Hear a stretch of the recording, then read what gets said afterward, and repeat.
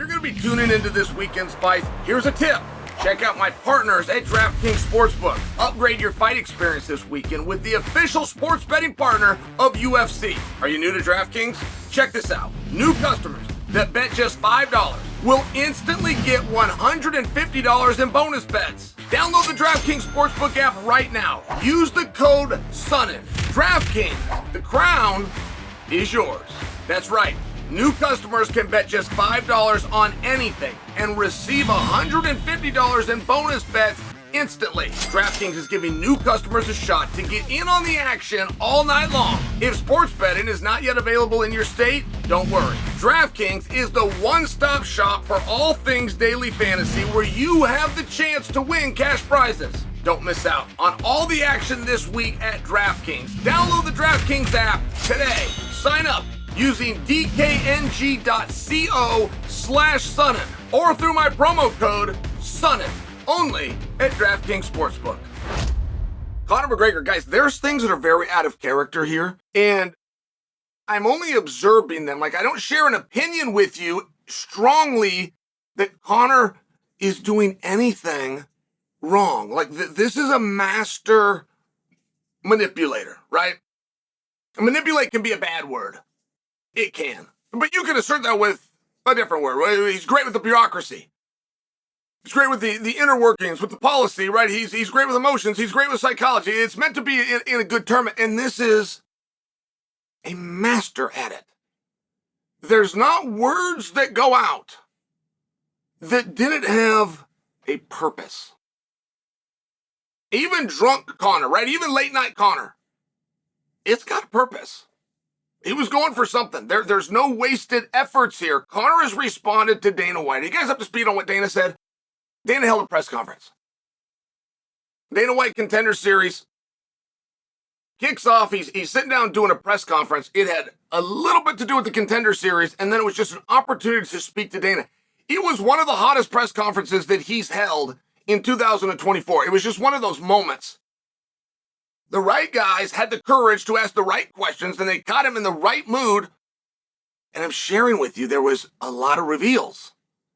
And one of them was Conor McGregor fighting in 2024, and the answer was no. So Conor responds to that, and he's still politicking for 2024. In fact, he's politicking specifically for December at T-Mobile, which, by the way, is booked, has been revealed to you, the audience, and does not yet have a slated main event. So, and it's next, right? The one before that, for perspective, is November, Madison Square Garden. It has its main event, Jon Jones and Stipe. So the next big fight that we get will be a main event for that December card. So Conor's maneuvering for it. And when I tell you it's out of character, Conor was very polite. He heard the piece, and he says, "Oh, come on, Dana. I'm ready to go. Already got my plans. In fact, training camp starts next week. Like, I'm zeroing in, I'm planning, I'm moving towards this date. Come on, I want you to reconsider." And that just isn't generally how Conor would do it. Conor has only sold to you, the public, one thing. And when I say sell, Conor has only presented himself in one fashion that was not real. The skills were real. The ability to win championships were real. The courage to go into multiple weight classes was real. The courage to step in there at any time with any opponent, including short nose switches and bad matchup. Like, Chad Mendes is a terrible matchup for Conor. And I'm just sharing for you, but he has demonstrated that he will stay the course. The courage, the wits, and the ability to get the attention of Floyd Mayweather. I mean, everything that Conor has told you is real, except one thing, and that's power. He has feinted power for the longest time, where I have heard our own media members come out and say, well, Conor's got all the power. Like, I've heard them say that. And the reason I take the time to explain that to you is generally the way Conor would have handled this, had Dana made this statement and Conor then got this information, generally Conor would have responded in a way where it was his idea. He would have responded something along the lines of, talk to Dana this morning, let him know I'm not going to do the December show. Something along those lines. He would not do it and reveal to you, the audience, that the decision being made is opposite of his wishes. Quite frankly, I kind of like it. I find it to be more sincere. I find it to be more honest and humble. It breaks character, and it goes into Conor, the human being, who still has the eye of the tiger. He still has that. And the Conor story has been greatly lost, even in the buildup for Chandler on the fight that we thought was going to happen on June 29th. Like, the buildup of that never talked about the one question that this fight has. It's got no belt. It's got no ranking. It has no meaning. It has no meaning. And even if you want to say, well, no, hey, Conor's still meaningful and Chandler is still meaningful, I understand that. They weren't fighting at their weight class. So it would have no effect.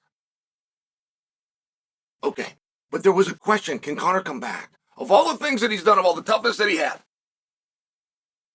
he can move up to a new weight class of 155, where at least in theory he's undersized because he's never done it before, and he can deal with Eddie Alvarez in Eddie's backyard with all the pressure in the world on him of the biggest gate of all time at a debut in New York that was worked on for over 20 years. I mean, that's a lot of pressure for somebody to go out and perform. I would submit for you it was his best performance ever. And he still got that. And the whole question is, can he come back from this injury? Like, that's been so forgotten. That has been so forgotten, right? Even by guys like me. I feel that I tell the Conor story more accurately than most. But even I'm sitting giving him a hard time about a discolored pinky toe, which may or not be broken. It may or not even belong to him. I give him a hard time about that. But the reality is, he had one of the worst injuries our sport has seen. I don't know of one that's worse. Personal opinion, I don't know of one that's worse. I know some equals. Chris Weidman, just for example. Corey Hill, I know some equals. But I don't know one that's worse, and now he's got to come back. And when he comes back, he's got to do it in a 5-round atmosphere against a killer. Michael Chandler, at a worst in this organization, has been a number one contender. Michael Chandler, at a best, if you want to recognize it, is a multiple-time world champion. All right. Can he do it? Can he find that? Can he come back? I don't know the work ethic in the gym. We're not hearing a lot of reports on that. Even when I see the tweet by Conor, he's gonna go to altitude. Like, that bothers me. That doesn't make me happy. It doesn't make me happy when I see a guy leave his gym. I don't buy into the idea that he's going to go and work harder. I haven't personally witnessed that. If you really buckle down and you're really focused, you would go and do with those that got you there in the first place. There would not be a leave to go to altitude where you're out by yourself. No. Accountability is being here. It's being with your coaches. It's being where Kavanaugh can see you. It's being where your teammates and friends know if you're showing up on time. It's just one of these situations. But the fact that Conor did plan a camp, whether I like that strategy or not, it speaks to the eye of the tiger. The idea that Conor would come out breaking character and revealing something he would never do in his career, which is his wishes are not being met. And we would do that publicly and ask you guys. He asked you guys to ask Dana. I mean, by Conor's standards, that is as humble as he's ever been. But I will just tell you, on a human level, I like it because that is a human. It's one thing that gets lost. It's one thing that gets lost in the money and the stardom and the opportunities. That's a person who had an injury and he's coming back. And I've never been through that. I can generally personalize for you guys and share, at least from my experience, what something is like, what a guy is up against. I've never been up against that. And Conor trying to do it sooner, trying to get it done now. I don't know what the alternative is, right?